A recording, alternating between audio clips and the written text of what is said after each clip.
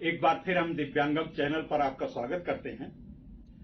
जैसा कि आप जानते हैं कि हमारा एक परंपरा रही, हमारा एक विश्वास रहा है कि हम आपको ऐसी शख्सियत से मिलाने का प्रयास करते हैं हर सोमवार को।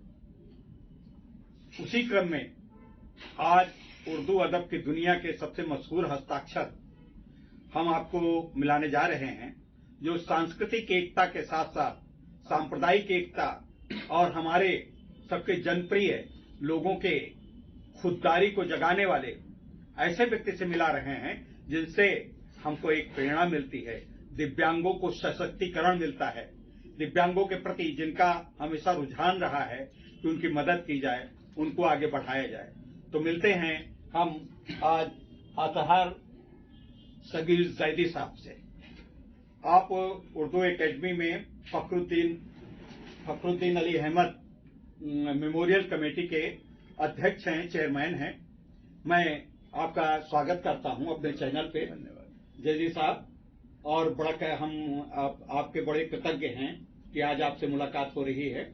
मैं ये जानना चाहता हूं सर कि इस जो मुहिम है, जो आपकी सांस्कृतिक एकता की और भाषाई एकता की, उर्दू को, हमारे उत्तर प्रदेश की उर्दू तो एक बहुत मशहूर और पूरे देश में, पूरे अंतर्राष्ट्रीय जगत में उसका सम्मान है।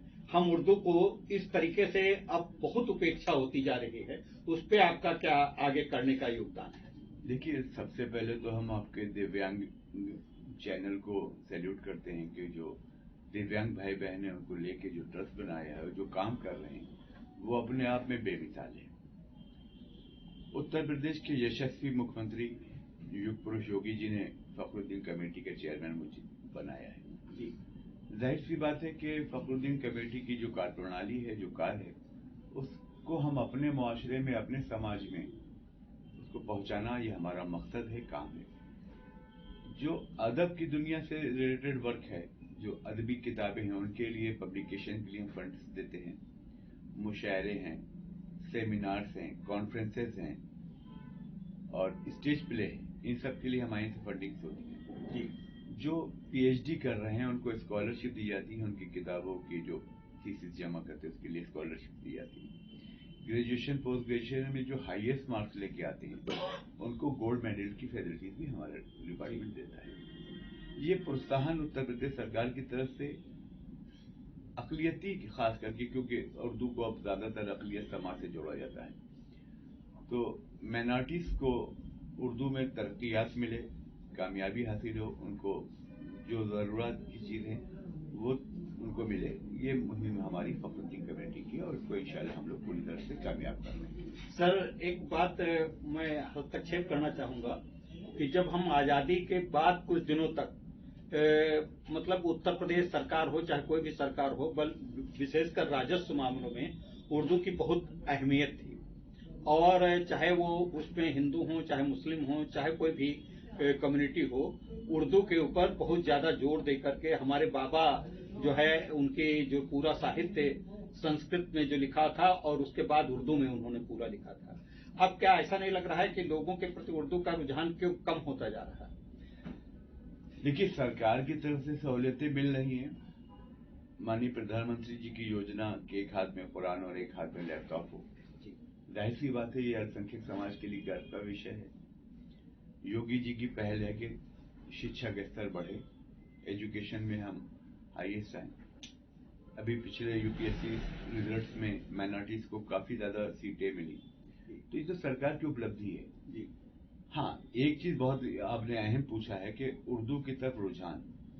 अब हमारे मुआशरे में जो हमारे रहबर्स हैं, हमारे ऑर्गेनाइजेशंस हैं, हमारी लीडरशिप है, उनके अपने बच्चे गवर्नमेंट एजुकेशन में जा रहे हैं और घर से उर्दू का धीरे धीरे खात्मा हो रहा है। इसी मुहिम के तहत अभी फखरुद्दीन कमेटी ने एक अहम फैसला लिया है कि हमारे पास तकरीबन 6000 किताबें, 5 से 6000 किताबें हमारे पास जो है वो एक्सेस है। उनको हम बच्चों की तालीम के लिए, लाइब्रेरीज को डेवलप करने के लिए यूपी की मुख्तलिफ लाइब्रेरीज में हम उसको बतौर तोहफा जी फखरुद्दीन कमेटी का सिर्फ 100 200 किताबों के सिर्फ ऑल ओवर यूपी हर जिले में पहुंचाएंगे ताकि बच्चों को उसे पढ़ने में एक इंटरेस्ट डेवलप हो। जी।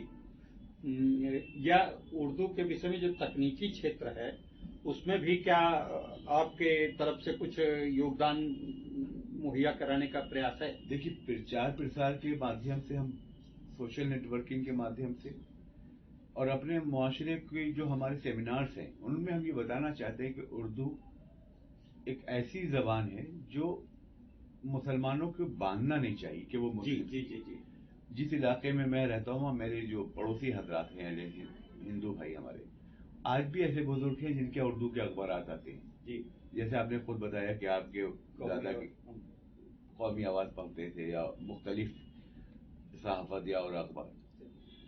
तो अब तो नए अखबार भी बहुत, अवधनामा है, आग है, इस सब ने भी माशरे में काफी अपना नाम किया है, योगदान किया है, और सरकार ऐसे लोगों को भी काम कर रही है।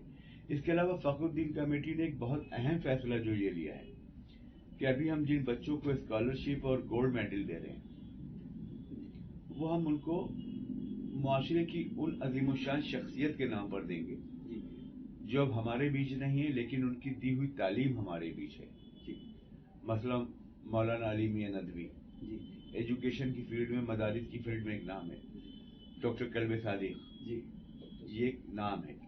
जोश मलिहाबादी, फिराक गोरखपुरी, इसी तरह बहुत सी चीज ऐसी हैं जो अभी हमारे माशरे को मालूम नहीं है। जैसे नवल किशोर प्रेस, जो उनकी प्रेस थी, नवल किशोर प्रेस, लातादाद हजारों की तादाद में उन्होंने उर्दू किताबों को अपने क्या से छपाया है जी। और एक बहुत अहम चीज लखनऊ, उत्तर प्रदेश और हिंदुस्तान के मुसलमानों को भी नहीं मालूम होगा कि हिंदुस्तान में पहला उर्दू का जो कुरान था, उसके बाद उसको हिंदी में भी छपा और जो उर्दू में शाया हुआ, पहला है जो कुरान शाया हुआ लखनऊ से, वो भार्गव प्रेस से हुआ था।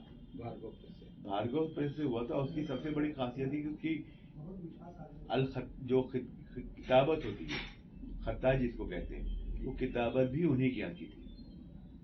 तो ये हिंदुस्तान की और खास करके उत्तर प्रदेश और लखनऊ की गंगा जमनी तहजीब थी कि हिंदू समाज के व्यक्ति के प्रेस से हिंदुस्तान का पहला कुरान प्रिंट हुआ उर्दू में, और जो लिखने वाला भी, उसकी किताबत करने वाला भी हिंदू भाई था। ऐसी गंगा जमनी तहजीब सरजमीन हिंदुस्तान के अलावा तो पूरे विश्व में कहीं पर भी नहीं। सर, मैं बताना आपको चाहूंगा कि हमारे जो विकलांग साथी ट्रस्ट से पहले डिसेबल्ड क्लब ऑफ इंडिया थे, इसके राष्ट्रीय जो अध्यक्ष थे, जिन्होंने इसका शुरुआत की, मिस्टर काली विनोद तिवारी, उनको सबसे पहला पुरस्कार मरहूम फखरुद्दीन अली अहमद के हाथों मिला था, और राष्ट्रपति के रूप में, और वो विकलांगों, दिव्यांगजनों के लिए बहुत ही कुछ सोचते थे।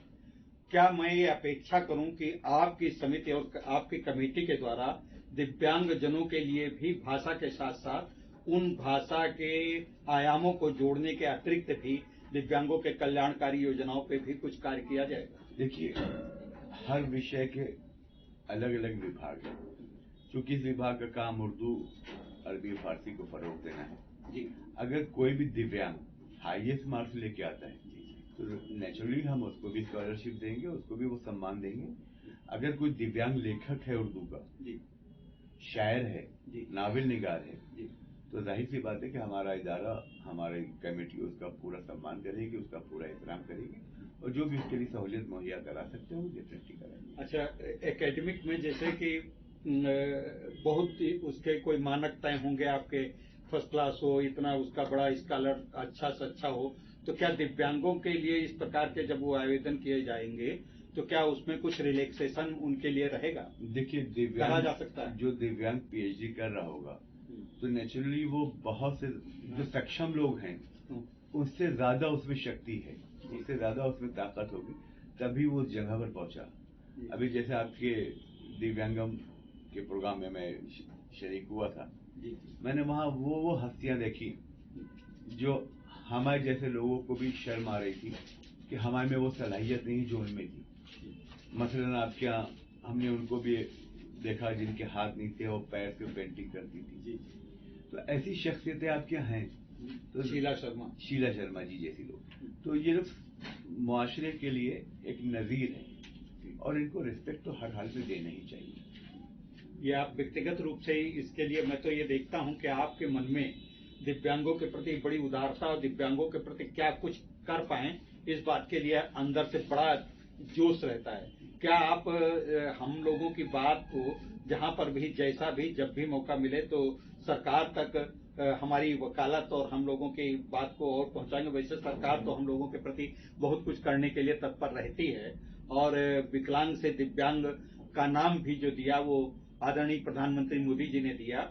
और लेकिन मैं आपके माध्यम से एक बात और पहुंचाना चाहता हूं कि दिव्यांग समाज को जो पेंशन दी जा रही है सर, वो 500 रुपए महीना दी जा रही है, तो उसके ऊपर क्या कुछ हमारी बात को किसी तरीके से पहुंचाने का प्रयत्न हमारे माननीय सरकार तक करेंगे? युग पुरुष योगी जी ने दिव्यांग जनों के लिए कई योजनाएं बनाई हुई हैं और आपकी सरकार में है भी, लेकिन फिर भी एक इंसानियत के नाते, पार्टी का एक छोटा सा मेंबर और रुकन होने के नाते आपका जो प्रस्ताव होगा वो उचित माध्यम से उचित स्तर पर पहुंचाने की पूरी कोशिश करूंगा। एक आखिरी सवाल, मैं चूंकि Urdu academy Urdu Fakhruddin Ali Ahmed memorial committee से आपसे संबद्ध है, तो मैं एक चाहता हूं कि आप इस विषय में जो स्कॉलर्स आपके आए कभी उनको इस बात के लिए प्रेरित करें कि उनके पीएचडी का विषय दिव्यांग सरोकारों पर भी आधारित हो। बहुत अच्छी सोच है और इस पर होना चाहिए। और दिव्यांग हमारे समाज का ही अंग है, हमारी फैमिली का पार्ट है, हमारे मुआशरे का हिस्सा है। उनके लिए जितने भी बेहतरीन से बेहतरीन इल्जाम होने चाहिए वो सरकार की तरफ से होने चाहिए, समाज की तरफ से भी होने चाहिए। समाज की जो ज़हनियत है, हमारे मुआशरे की, सोसाइटी की जो सोच है, वो उनके लिए करुणा भाव ना हो, सम्मान भाव हो। क्योंकि वो करुणा या दया के पात्र नहीं, वो सम्मान के पात्र हैं कि शारीरिक अपंगता होने के बावजूद उन लोगों में वो चीजें हैं जो एक आम जन में नहीं है।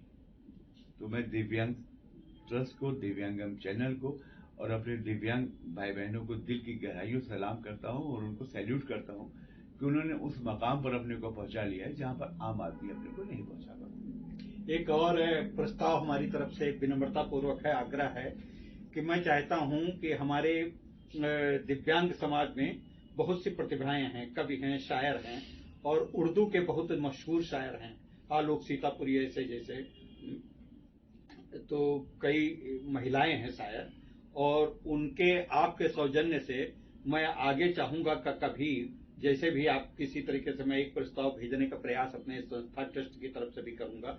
दिव्यांगम चैनल विकलांग साथी ट्रस्ट का एक अंग है, तो उस पे एक मुशायरा निकट भविष्य में करवाने का आपसे मैं गुजारिश करता हूं। ये एक अनूठी पहल होगी जब दिव्यांग भाई और दिव्यांग बहनें किसी मुशायरे का आयोजन करें, उसमें पढ़ने वाला भी दिव्यांग हो, सुनने वाले दिव्यांग भी हों, सामान्य जन भी हो। एक मैसेज जाएगा जनरल समाज में, सोसाइटी में, कि दिव्यांग किसी भी मामले में किसी से पीछे नहीं है।